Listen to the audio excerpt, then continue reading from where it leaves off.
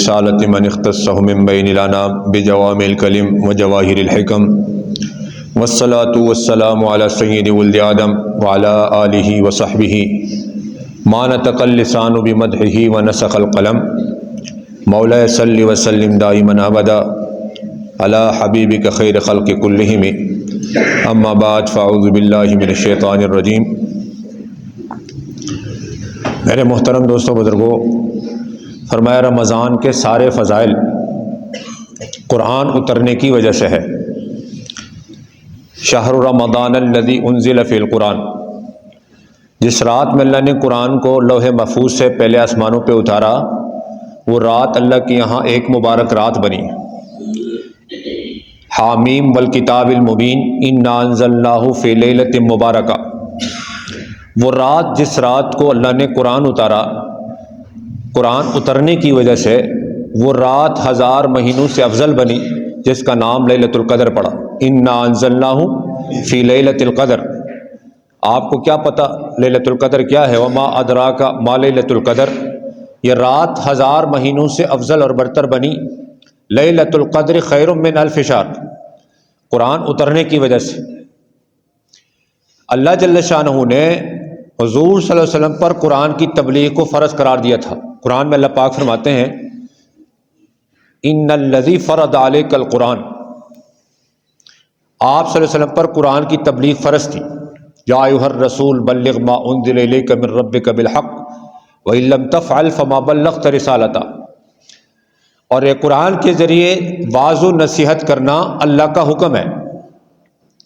دیکھو میں ایک بات عرض کر لوں، بیچ میں یاد آ گئی، مزے لینے کے لیے بیان سننا قانون کی عیاشی ہے۔ مزے لینے کے لیے بیان سننا، قرآن سننا، یہ قانون کی عیاشی ہے۔ ہم قرآن کو کیوں سنتے ہیں؟ بیان کیوں سنتے ہیں؟ اللہ کا حکم ہے۔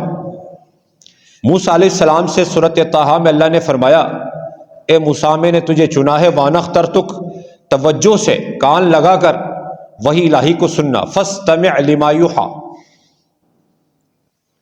اور قرآن مجید میں 4 جگہ یہ حکم ہے، توجہ کے ساتھ سنو۔ وَاسْتَمِعْ ایک جگہ، فَاسْتَمِعُوا لَهُ ایک جگہ۔ جب قرآن پڑھا جائے وَإِذَا قُرِئَ الْقُرْآنُ، 2 کام تم کرو، اللہ تم پر رحم کرے گا۔ پہلا کام توجہ سے سنو، فَاسْتَمِعُوا لَهُ، دوسرا کام خاموشی اختیار کرو، وَأَنصِتُوا، تو تم پر رحم ہوگا، لَعَلَّكُمْ تُرْحَمُونَ۔ فجر میں حضور صلی اللہ علیہ وسلم قرآن کی تلاوت فرما رہے ہیں، جنات ایک مرتبہ ہے زندگی میں، ایک مرتبہ قرآن سنا، 3 کام کیے۔ قرآن میں اللہ نے 2 جگہ ذکر کیا، سورۃ احقاف میں وَإِذْ صَرَفْنَا إِلَيْكَ نَفَرًا مِّنَ الْجِنِّ، پہلا توجہ سے قرآن سننے لگے، يَسْتَمِعُونَ الْقُرْآنَ۔ دوسرا کام کیا، فَلَمَّا حَضَرُوا، تو اللہ نے فرمایا خاموشی اختیار کرو، قَالُوا أَنصِتُوا۔ اور تیسرا کام، جب تلاوت ختم ہوئی، فَلَمَّا قُضِيَ، اب جا کر اپنی قوم کو دعوت دینے لگے، وَلَّوْا إِلَىٰ قَوْمِهِم مُنذِرِينَ۔ یہ سورۃ جن جو ہے، قُلْ أُوحِيَ إِلَيَّ أَنَّهُ اسْتَمَعَ نَفَرٌ مِّنَ الْجِنِّ فَقَالُوا إِنَّا سَمِعْنَا قُرْآنًا عَجَبًا، پھر آگے یہدی إِلَى الرُّشْدِ، ہم نے عجیب قرآن سنا آج، یہدی إِلَى الرُّشْدِ فَآمَنَّا بِهِ، یہ سارا جنات کی دعوت ہے، یا قومنا اجیبوا داعی اللہ، یہ قرآن میں۔ تو غرض قرآن کو سننا یہ اللہ کا حکم ہے، اس لیے فرمایا درس قرآن میں بیٹھنا، تفسیر قرآن میں بیٹھنا، جہاں جہاں اللہ رسول کی بات ہے اس کو سننا اللہ کا حکم سمجھ کر، یہ فرمایا قانون کی عبادت ہے۔ ہمارے ہر عمل کی بنیاد کیا ہے بھائی؟ اللہ کا حکم ہے۔ نماز کیوں پڑھیں گے؟ اللہ کا حکم۔ اقیم الصلاۃ، زکوٰۃ کیوں دیں گے؟ اللہ کا حکم، وآتوا الزکاۃ۔ روزہ کیوں رکھیں گے؟ اللہ کا حکم، کتب علیکم الصیام۔ فرمایا ثواب جو ملے گا وہ حکم سمجھ کر کے کرنے پر ملے گا۔ اس لیے فرمایا جو آدمی اپنی بیوی کے پاس جانے کو حکم سمجھ کر کے جائے گا، اللہ اس کو وہ اجر دیں گے جو نماز پڑھنے پر دیتے ہیں۔ چاہت پورا کرنے کے لیے نہیں کہ دل چاہتا ہے۔ تو بات یہاں سے چلی تھی کہ ہم قرآن کو سنیں گے، اللہ کی بات کو سنیں گے اللہ کا حکم سمجھ کر، اور قرآن کے ذریعے دعوت دیں گے، قرآن کے ذریعے نصیحت کریں گے۔ فذکر بالقرآن، جیسے قرآن میں یہ حکم ہے کہ آپ قرآن کے ذریعے لوگوں کو نصیحت کریں، اور ان کا قرآن کا مقام اتنا اعلیٰ ہے کہ جس نبی کو اللہ نے قرآن عطا فرمایا وہ سارے نبیوں کا سردار بنا۔ تلک الرسل فضلنا بعضهم علی بعض، وَلَقَدْ فَضَّلْنَا بَعْضَ النَّبِيِّينَ عَلَىٰ بَعْضٍ، اور جس امت کو اللہ نے مجھے اور آپ کو یہ قرآن عطا فرمایا، یہ ساری امتوں کی سردار بنی۔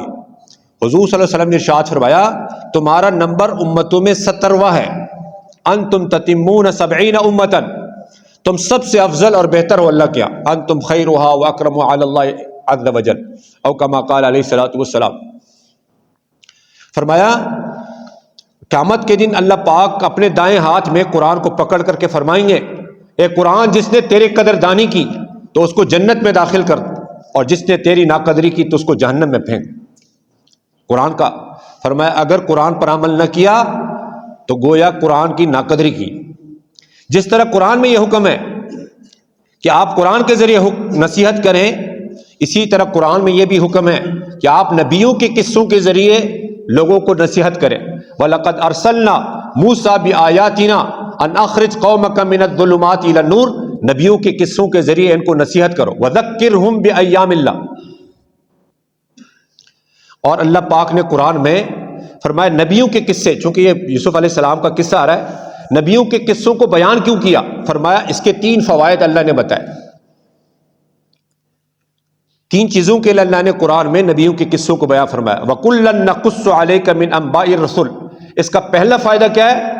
مومنوں کا، ایمان والوں کا دل کی جمع ہو، کہ یہ دل، ان کے دل ہر حال میں جم جائے۔ لِنُثَبِّتَ بِهِ فُؤَادَكَ، اے نبی جی آپ کے دل کی ثابت قدمی کے لیے، آپ کے دل کی جماؤ کے لیے ہم نے آپ کے نبیوں کو قصے سنائے۔ نمبر 2، آپ کے سامنے حق آ جائے، وَجَاءَكَ فِي هَٰذِهِ الْحَقُّ، اور نمبر 3 یہ نصیحت بھی ہے اور ایمان والوں کے لیے یاد دہانی بھی ہے، وَمَوْعِظَةً وَذِكْرَىٰ لِلْمُؤْمِنِينَ۔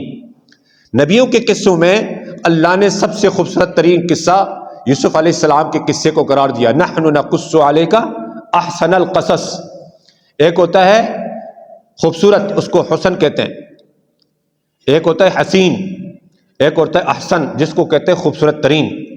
فرمایا یوسف علیہ السلام کے قصے کو اللہ نے سب سے خوبصورت ترین قصہ کیوں قرار دیا؟ فرمایا اس میں مومن کی صفات بتائے گئے کہ مومن کی شان کیا ہوگی، ایک مسلمان کی شان اور ایک مومن کی شان کیا ہوگی، اور اس میں وہ عبرتیں اور وہ حکمتیں ہیں جو انسان کے عقل سے باہر ہے۔ فرمایا میں اس کو پہلے تھوڑا خلاصہ بتاتا ہوں، پھر اس کے بعد انشاءاللہ تھوڑے تھوڑے جگہ سے جہاں جہاں سے جو سبق ہے اس کے اندر مختصراً انشاءاللہ، تمہارا وقت تھوڑا لوں گا انشاءاللہ۔ تو فرمایا مومن کی شان کیا ہے، گویا کہ سب سے پہلے تو اس کے اندر اللہ جل شانہ نے ایک چیز کا ذکر فرمایا۔ فرمایا اس کے اندر 3 بڑے فائدے ہیں۔ پہلا بڑا فائدہ یہ ہے اس سورت کے اندر، اس کی ابتدا حلم، بردباری، صبر، تقوی سے ہے، اور یہ پورا سورت اس کی تشریح ہے، اس کی تفسیر ہے کہ جو آدمی صبر کرے گا، صبر ہر غم کی کنجی ہے، الصبر مفتاح الفرج، فرمایا ہر خوشحالی کی چابی ہے۔ اور دوسرے نمبر پر اس سورت کے اندر یہ بتایا کہ اللہ کے فیصلے کو اور اللہ کی طرف سے طے شدہ تقدیر کو ساری دنیا مل کر بدلنا چاہے بدل نہیں سکتا ہے۔ اور تیسرا سبق اس کے اندر یہ ہے، اس سورت کے اندر، کہ حسد ایک ایسی برائی ہے، حسد ایک ایسی برائی ہے جو بہت ساری برائیوں کے جنم دینے کا اور انسان کے اندر پیدا ہونے کا ذریعہ بنتا ہے۔ جب انسان کے دل میں حسد پیدا ہو جاتا ہے تو پھر اس سے بہت ساری برائیاں جنم لیتی ہیں۔ اور اس کے اندر جو حکم دیا، جو صفت بتلائی گئی، وہ ہے حضرت یعقوب علیہ السلام کا صبر جمیل، فصبر جمیل۔ اور صبر جیسے نماز پڑھنا اللہ کا حکم، ویسے صبر کرنا بھی اللہ کا حکم، صرف مجھے اور آپ کو نہیں، حضور صلی اللہ علیہ وسلم اور انبیاء علیہ السلام کو بھی۔ وصبر، فرمایا یہ صبر بھی اللہ کے ارادے کے بغیر کوئی کر نہیں سکتا، وما صبرک الا باللہ۔ حضور صلی اللہ علیہ وسلم کو اللہ نے حکم دیا ہے، نبی جی آپ اولو العزم پیغمبروں کی طرح صبر کیجئے، فاصبر کما صبر اولو العزم۔ اور حضور صلی اللہ علیہ وسلم کو اللہ نے یہ بھی حکم دیا آپ صبر جمیل کریں، فاصبر صبرا جمیلا۔ فرمایا صبر جمیل کس کو کہتے ہیں؟ فرمایا جس کے اندر 3 باتیں ہوں وہ صبر جمیل کہلائے گا۔ پہلی بات، مومن مسلمان کبھی بھی مخلوق سے شکوہ شکایت نہیں کرتا، کیونکہ مسلمان مومن کبھی مخلوق سے ہونے کو بتاتا نہیں، ظاہر میں نظر آتا ہے کرنے والا فلاں صاحب ہے، لیکن یہ اللہ کروا رہے۔ نمبر 2 فرمایا مومن ہمیشہ اپنا درد، اپنا غم، اپنے بے بسی اللہ کو سناتا ہے۔ آپ صلی اللہ علیہ وسلم جب طائف سے واپس آئے تو آپ صلی اللہ علیہ وسلم نے یہ نہیں فرمایا کہ طائف والوں نے میرے ساتھ یوں کیا، بلکہ آپ نے یہ فرمایا یا اللہ میں اپنی بے بسی اور اپنی کمزوری آپ کو سنا رہا ہوں، اللہم انی اشکو الیک ضعف قوتی وقلت حیلتی۔ یعقوب علیہ السلام نے بھی یہاں سورۃ یوسف کے اندر ہے، میں اپنا درد غم اور اپنی بے بسی اللہ کو سناتا ہوں، انما اشکو بثی وحزنی الی اللہ۔ یعنی مومن کبھی اللہ کی شکوہ شکایت مخلوق کے سامنے نہیں کرتا کہ اللہ نے میرے ساتھ یوں کیا، کیونکہ حالات لانے والا کون ہے؟ اللہ ہے۔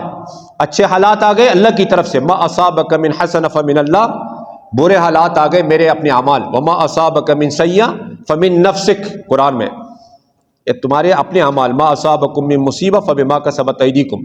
نمبر 3 یہ بہت بڑی صفت ہے مومن کی کہ یہ مومن جب قدرت پاتا ہے بدلہ لینے کا تو یہ نہ بدلہ لیتا ہے نہ سزا دیتا ہے۔ مومن کو جب اپنی دشمن پر کبھی غلبہ ملتا ہے تو یہ نہ بدلہ لیتا ہے نہ سزا دیتا ہے۔ دشمن بدلہ لیتا ہے، حاکم وقت سزا دیتا ہے، مومن معاف بھی کرتا ہے اور نکلنے کا راستہ بھی بتاتا ہے۔ گویا کہ اس میں حضور صلی اللہ علیہ وسلم کو اس طرح تسلی دی گئی، 6 طرح جو ہے حضور صلی اللہ علیہ وسلم کو اللہ نے تسلی دی۔ پہلی تسلی اللہ نے یہ دی، اے نبی جی آپ کے ساتھ جن لوگوں نے کیا وہ طائف والے آپ کے پرائے تھے، آپ کے اپنے خاندان والے نہیں تھے۔ یوسف علیہ السلام کے ساتھ کرنے والے اس کے اپنے بھائی تھے۔ جب اپنے کرے تو انسان کو زیادہ دکھ ہوتا ہے، جب پرائے کرے تو اتنا زیادہ دکھ نہیں ہوتا۔ دوسری تسلی حضور صلی اللہ علیہ وسلم کو گویا یوں دی گئی، اے نبی جی آپ کی قمیص ہے، یوسف علیہ السلام کی تو قمیص بھی اتاری گئی۔ نمبر 3 اے نبی جی آپ تو زمین کے اوپر ہے، یوسف علیہ السلام کو غیابت الجب میں یعنی کنویں کے اندھیروں میں ڈالا گیا۔ نمبر 3 آپ زمین کے اوپر اور یوسف علیہ السلام فی غیابت الجب کنویں میں گئے۔ نمبر 4 آپ بکے نہیں، وہ تو بک بھی گئے، وَشَرَوْهُ بِثَمَنٍ بَخْسٍ دَرَاهِمَ مَعْدُودَةٍ۔ نمبر 5 آپ پر تہمت نہیں لگی، یوسف علیہ السلام پر زلیخا نے تہمت بھی لگائی۔ نمبر 6 آپ کو جیل میں ٹھہرنا نہیں پڑا، یوسف علیہ السلام کو جیل میں بھی ٹھہرنا پڑا۔ فَلَبِثَ فِي السِّجْنِ بِضْعَ سِنِينَ۔ لیکن 2 طرح کے لوگوں نے یوسف علیہ السلام کے ساتھ یہ کام کیا۔ ایک عزیز مصر تھا جس کے سامنے یوسف علیہ السلام کی بارات بھی آئی، وَشَهِدَ شَاهِدٌ مِّنْ أَهْلِهِ۔ دیکھو یہ جو قمیص ہے یوسف علیہ السلام کی، 3 جگہ اللہ نے ذکر کیا اس میں، اور 3 عجیب قصے کہانیاں اس کے ساتھ مربوط ہے۔ پہلی جگہ جو بائی لے کر کے آئے، وَجَاءُوا عَلَىٰ قَمِيصِهِ بِدَمٍ كَذِبٍ،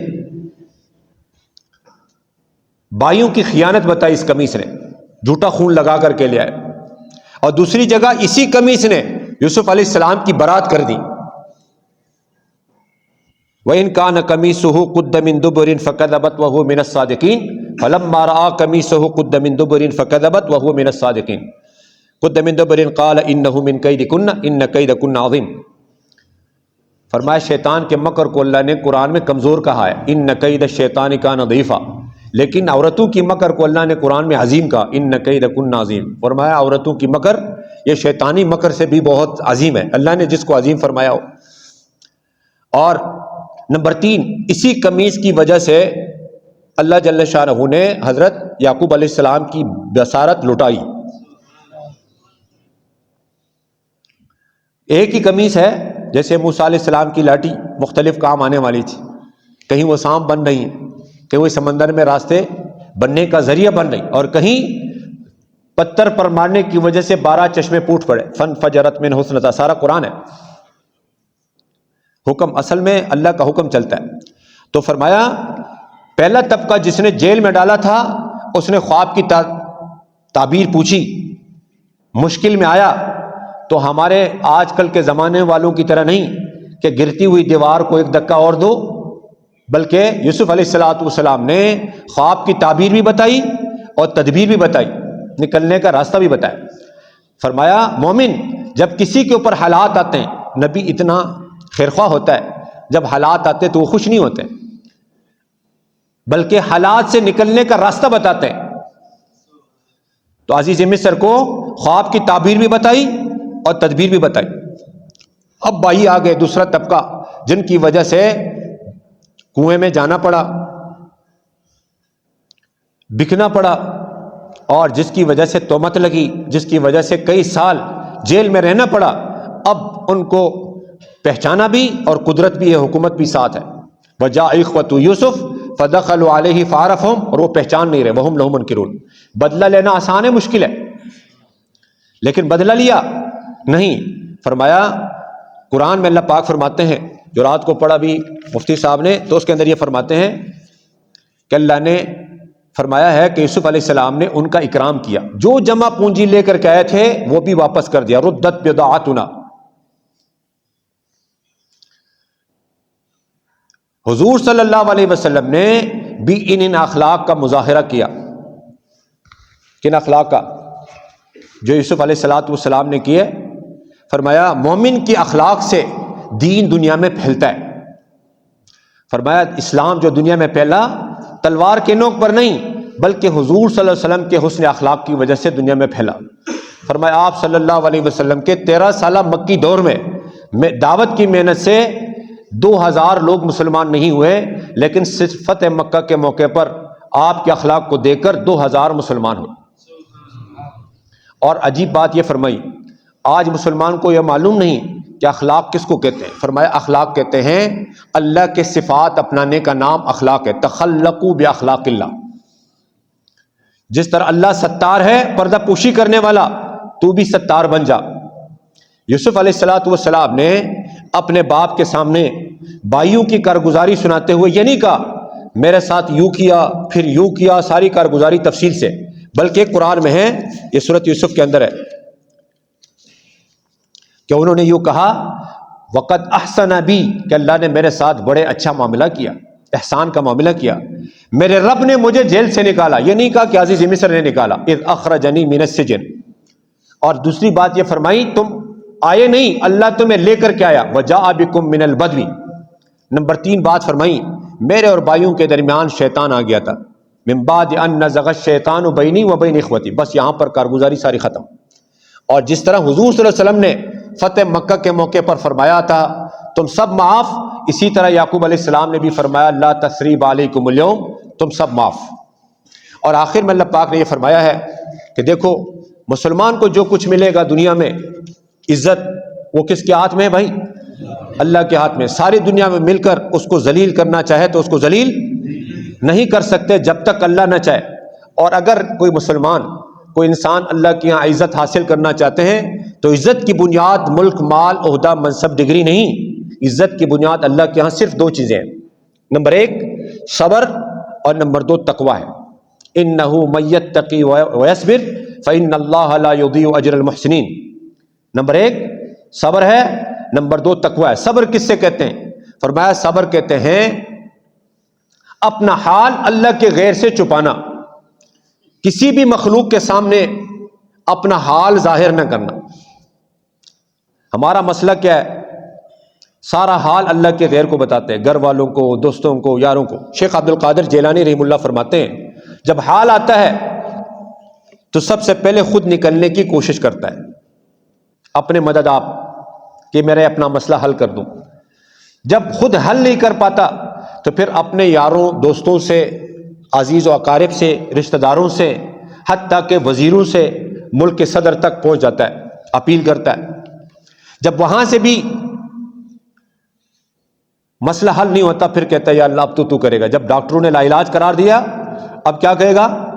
اب کہتے اللہ کہتے ہیں میں نہیں کروں گا، اب جو کچھ لکھا ہوگا وہی ہوگا، جو اللہ نے تقدیر میں لکھا اب وہی ہوگا، بجائے اس کے کہ پہلے ہر حال میں۔ اس لیے فرمایا یہ نبیوں کے قصے پڑھنے کا مقصد کہ جب بھی حال آ جائے مومن حال کو نہیں دیکھتا، مومن حکم کو دیکھتا ہے۔ مثلا میں بتاتا ہوں، اس میں آپ کو نظر آئے گا دیکھو سب سے پہلے اس کے اندر یہ بتایا کہ مومن کا دل ایسے صاف ہوتا ہے، باقی جو کچھ کرتے ہیں وہ کرنے دے. بھائی تدبیر بنا رہے ہیں، یوسف علیہ السلام سے کیسے جان چھڑائے، لیکن یوسف علیہ السلام کا دل اتنا صاف، وہ کہتے ہیں مجھے تو اپنے بھائی 11 ستارے نظر آ رہے ہیں، انی رأیت 11 کوکبا. فرمایا دل صاف ہوگا سب صاف دکھائی دے گا. فرمایا اگر امت کی خوبیاں نظر آ رہی، اچھائیاں، ہر انسان کی اچھائیاں آپ کو نظر آ رہی، یہ بہت اچھا، یہ بہت اچھا، یہ بہت اچھا، آپ خود ترقی پر ہیں. اگر امت کی برائیاں نظر آ رہی، عیوب نظر آ رہے، تو آپ خود تنزل پر ہیں. کیوں؟ مومن کا آئینہ ہے، المؤمن مرآت المؤمن. دوسرا سبق یہ ہے کہ جب بھی آپ کو اللہ پاک کسی نعمت سے نوازے، کسی کو بتانا نہیں. اس لیے یعقوب علیہ السلام نے یوسف علیہ السلام کو منع کیا، اپنے بھائیوں کو بھی مت بتاؤ، لا تقصص رؤیاک، یہ خواب نہ سناؤ، فیکید لک کیدا. اور دوسرا سبق یہ ہے اس کے اندر کہ مومن جیسے گمان کرتا ہے ویسے اللہ کا معاملہ ہوگا. حدیث میں انا عند ظن عبدی بی، اچھا گمان تو اچھا معاملہ، ان کان خیرا فخیرا، برا گمان برا معاملہ، وان کان شرا فشرا. فرمایا جو مرضی ہے، حدیث میں آتا ہے جو مرضی ہے تم گمان کرو، اچھا کرنا چاہو. یعقوب علیہ السلام کا گمان تھا کہ تیرے بھائی تیرے ساتھ مکر و فریب کریں گے، ہوا.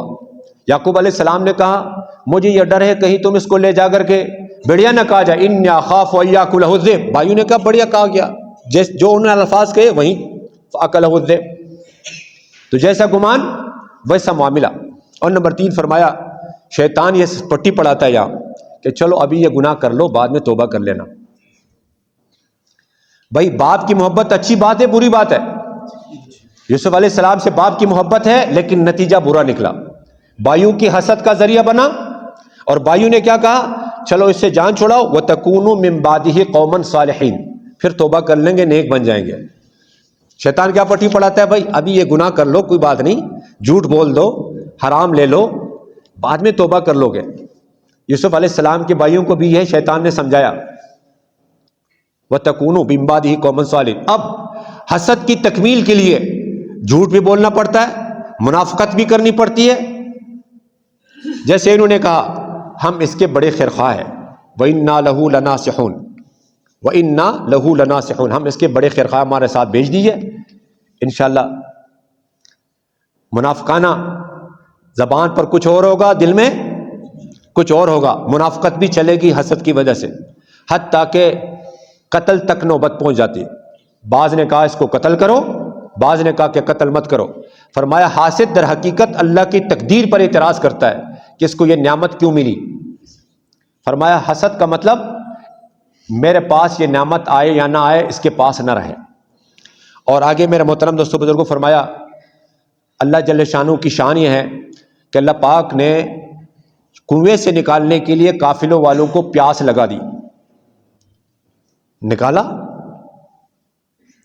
نمبر 3 فرمایا کنویں میں جانا یہ حالت بری تھی لیکن نکل کر کے عزیز مصر کا لاڈلا بنے. اللہ نے فرمایا یہاں پر ہے کہ عزیز مصر کے گھر کا، عزیز مصر کو ضرورت پڑی، بیٹا تھا نہیں کہ کسی کو اپنا بیٹا بنا لے، تو اللہ پاک فرماتے ہیں وَكَذَلِكَ مَكَّنَّا لِيُوسُفَ فِي الْأَرْضِ، یہ جگہ عزیز مصر کا. لوگ کہتے ہیں کہ علماء کرام کو سیاست نہیں کرنی چاہیے. کیا کہتے ہیں بھائی؟ سیاست کا علماء سے کیا تعلق ہے؟ فرمایا آپ بنی اسرائیل کے انبیاء سیاست کرتے تھے، کانت انبیاء بنی اسرائیل تسوسہم. سیاست کے معنی کیا ہے ابھی ہمیں نہیں پتہ. رعایا کی رعایت رکھنے کو سیاست کہتے ہیں. سیاست کی 5 سیڑھیاں ہیں. سب سے پہلی سیڑھی تہذیب اخلاق، اخلاق اس کے اعلیٰ درجے کے ہوں اپنی ذات کے اعتبار سے. نمبر 2 دوسری سیڑھی یہ ہے کہ گھر کا نظام اس کے حوالے کیا جائے. اب یوسف علیہ السلام کا یہاں پر گھر کے نظام حوالے کیا جا رہا ہے. مصر کے تخت تک پہنچانے سے پہلے نمبر پر اخلاق اچھے، دوسرے نمبر پر تدبیر منزل اس کو کہتے ہیں. یہ پڑھاتے ہیں ہمارے یہاں خامسہ درجے میں کتاب ہے، اس میں پڑھاتے ہیں تدبیر منزل. اور تیسرے نمبر پر میرے محترم دوستوں بزرگوں فرمایا اللہ پاک نے پھر جیل کا نظام حوالے کیا. پھر اس کے بعد فرمایا سیاست مدنیہ کہتے ہیں، یعنی ایک شہر کا نظام. اور پھر فرمایا سیاست بلدیہ کہتے ہیں یا دولیہ، یعنی ایک ملک کا نظام حوالے ہو جائے. اور پھر فرمایا پوری دنیا کا نظام حوالے کرنا. بتدریج اوپر جاتا ہے. اور اس کے ساتھ ساتھ میرے محترم دوستوں بزرگوں فرمایا حال اچھا تھا عزیز مصر کے گھر کا، لیکن نتیجہ غلط دیا. تہمت لگی. تہمت لگنا، جیل میں جانا حال برا تھا، لیکن اللہ نے اسے نکال کر کہاں پر بٹھایا بھائی؟ تخت مصر پر بٹھایا. اور میرے محترم دوستوں بزرگوں فرمایا سورۃ یوسف کے اندر ایک سبق یہ بھی ہے کہ مسلمان ہر حال میں اللہ کی تدبیر پر بھروسہ کرتا ہے. اور نمبر 2، استقامت کے ساتھ صبر کرتے ہوئے، حسن ظن رکھتے ہوئے. دیکھو جب بھی بیٹوں نے سمجھایا یعقوب علیہ السلام کو کہ اب آپ اس کا تذکرہ چھوڑ دو، حتی تکون حردا وتکون من الہالکین، کب تک کرتے رہو گے؟ تو کہتے تھے عسى اللہ ان یاتینی بہم جمیعا، مجھے اللہ سے امید ہے سب آئیں گے. تو اس لیے درخواست ہے کہ ہم بھی اس کو اپناتے ہوئے 2 کام کرنے ہیں. پہلا کام ایک تو صبر، اور ایک دوسرے کو صبر کی بھی تلقین. قرآن میں حکم ہے وتواصوا بالصبر وتواصوا بالمرحمہ. سورۃ والعصر میں تواصوا بالحق وتواصوا بالصبر، ایک دوسرے کو صبر. نمبر 2 تقوی. قرآن سے فائدہ اٹھانے کی پہلی شرط جو بتائی وہ تقوی ہے، ھدی للمتقین. اور فرمایا جنت بغیر تقوی کے نہیں ملے گی. قرآن میں اللہ پاک فرما رہے ہیں تلک الجنۃ التی نورث من عبادنا من کان تقیا. اور فرمایا تقوی کے بغیر کوئی عمل قبول نہیں ہوگا. انما یتقبل اللہ من المتقین. فرمایا کامیابی تو تقوی والوں کے لیے. ان للمتقین مفازا، ان المتقین فی مقام امین، امن کے جگہ میں، باغوں میں، نہروں میں. ان المتقین فی جنات و نہر، عیش و عشرت کی جگہوں میں تقوی والے. ان المتقین فی جنات و نعیم. اور آگے عجیب بات یہ فرمائی سارے جنتی جنت کے پاس جائیں گے، لیکن جنت خود تقوی والوں کے پاس چل کر کے آئے گا.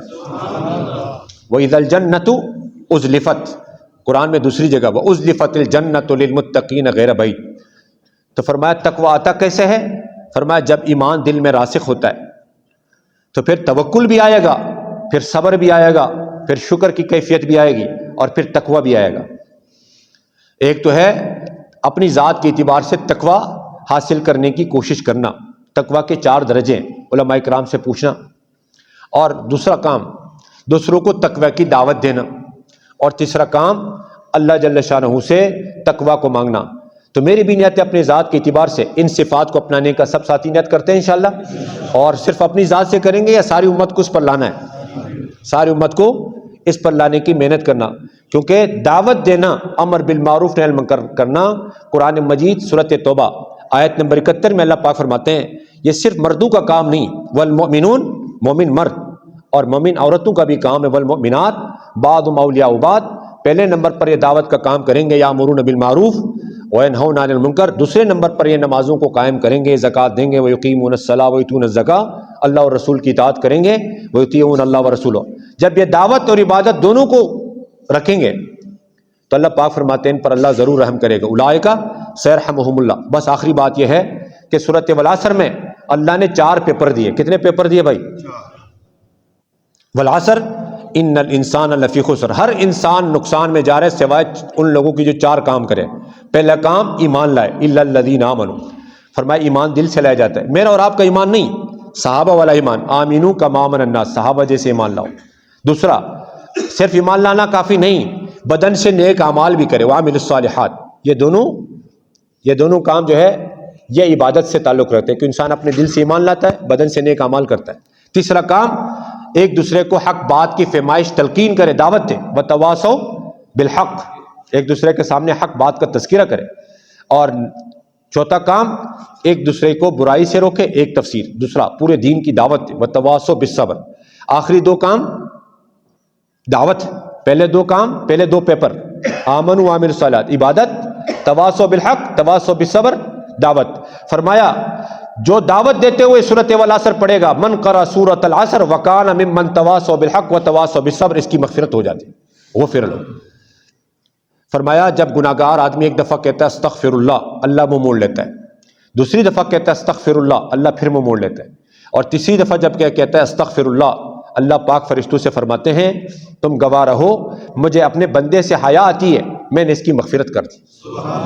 تو آج تک جو ہوا استغفر اللہ استغفر اللہ استغفر اللہ. آج کے بعد میں انشاءاللہ اپنی ذات سے بھی کوشش کروں گا اور دوسروں کو اس پر لانے کی محنت کروں گا. کریں گے انشاءاللہ؟ جنازہ تیار ہے. ہاں ٹھیک ہے.